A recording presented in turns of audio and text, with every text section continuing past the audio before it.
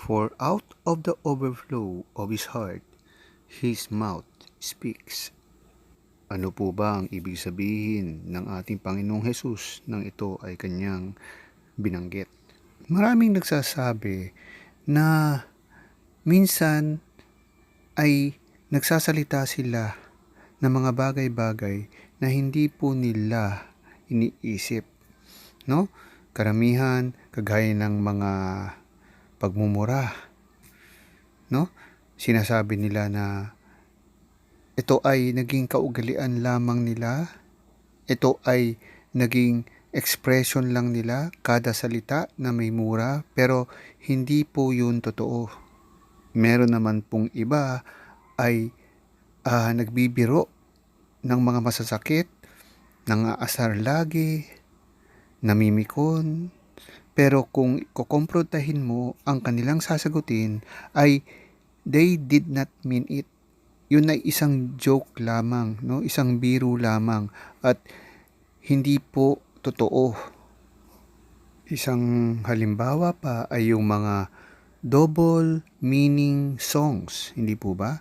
Meron tayong naririnig sa mga radyo na mga double meaning na songs na bastos ang dating, ngunit kapag in-interview po yung singer, sasabihin nila hindi yun ang ibig sabihin nung kantang yun.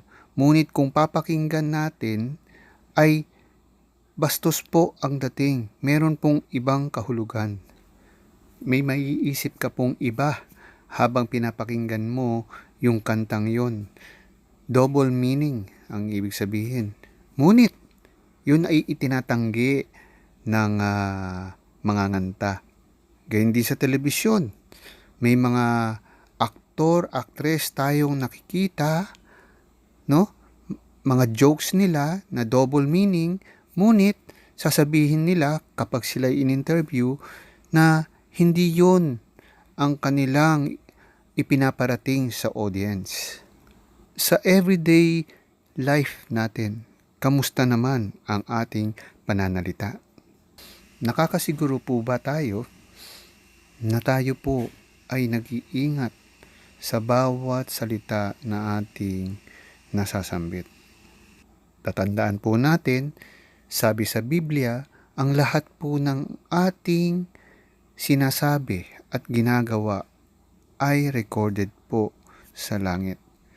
At darating po ang panahon, pag tayo po ay namatay dito sa mundong ito, ay haharap po tayo sa judgment throne ng ating Diyos.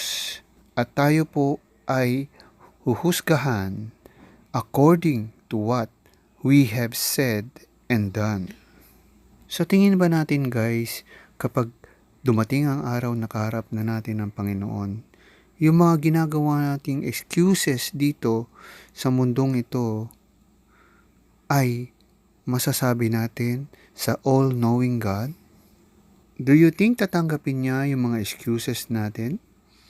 For example, lagi tayong nagmumura, lagi tayong naninira ng kapwa, pinagchichismisan natin ng ating mga kapwa.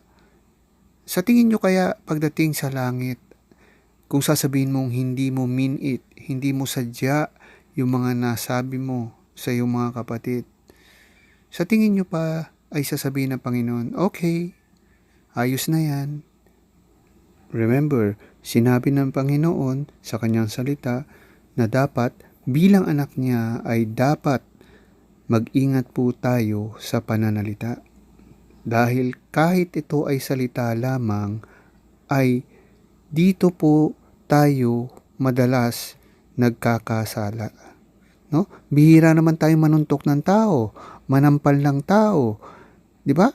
Bihira natin gamitin ang ating kamay at paa upang manakit ng tao. Ngunit sa salita, madalas po tayong makasakit ng ating kapwa. Sa Luke 6 verse 45 ay mababasa natin na sinabi ng Panginoon na kung ano ang nasa puso natin, yun ang sinasambit ng ating bibig. So, hindi po natin ito mahihiwalay. No, I think the excuses na sinasabi natin na hindi natin mean yung sinasabi natin lagi ay excuse yun sa Panginoon. Kaya ito po'y isang paalala. Itong bersikulo na ito ay isang paalala na bilang anak ng ating Panginoon ay dapat po tayong mag-ingat sa ating pananalita.